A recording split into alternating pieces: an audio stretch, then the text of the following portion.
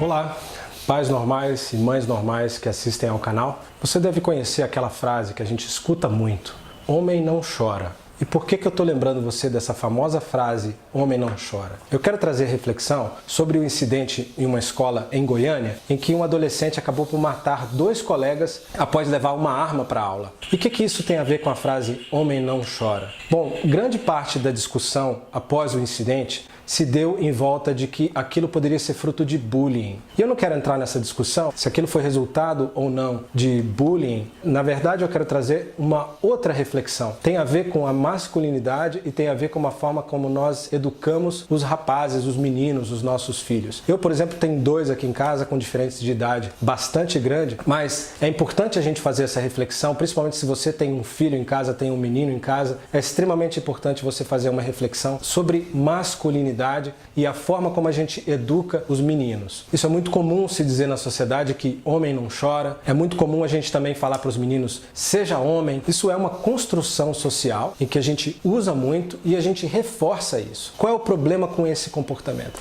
O problema é, na verdade, que a gente não ensina aos nossos filhos, aos meninos, como eles devem lidar com as suas emoções, a lidarem com seus próprios sentimentos.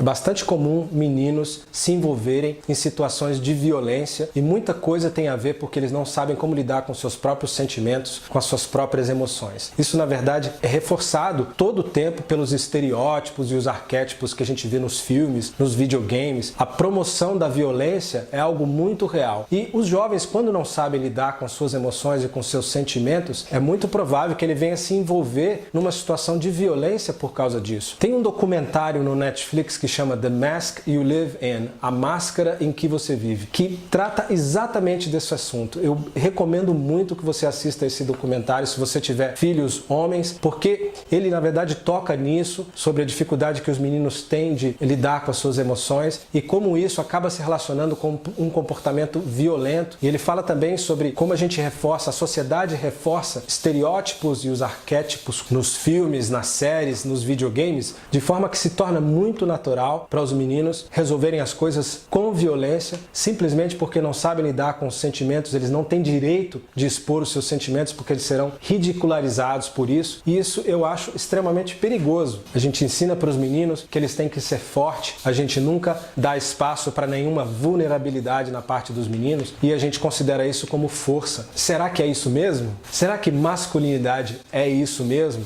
Será que ser homem é alguém que não pode expressar os seus sentimentos, não pode lidar com os seus sentimentos, não tem direito de ter emoções? E será que a gente quer reforçar esse pensamento para os nossos filhos? Eu não me lembro de ter ouvido nenhuma história desses ataques que acontecem em escolas, de meninos chegarem atirando e matando outros colegas de classe, de que isso foi praticado por uma menina. Até mesmo histórias de ataques terroristas, quase nunca a gente vê uma mulher envolvida nisso. Isso não faz muito parte da natureza feminina. Mas mesmo assim, será que não vale essa reflexão? É muito importante também a gente prestar atenção na saúde mental dos nossos filhos. Não só os meninos, mas as meninas também. Já existem estudos atualmente que apontam que essa geração, a geração dos millennials, ou a geração iGen, aquela que está todo o tempo no celular, em que eles estão mais propensos a ter problemas de saúde mental. E quando eu falo problemas de saúde mental, um dos grandes problemas que ataca os nossos jovens hoje em dia é a depressão. Me lembro de ouvir uma entrevista sobre a mãe do atirador de Columbine,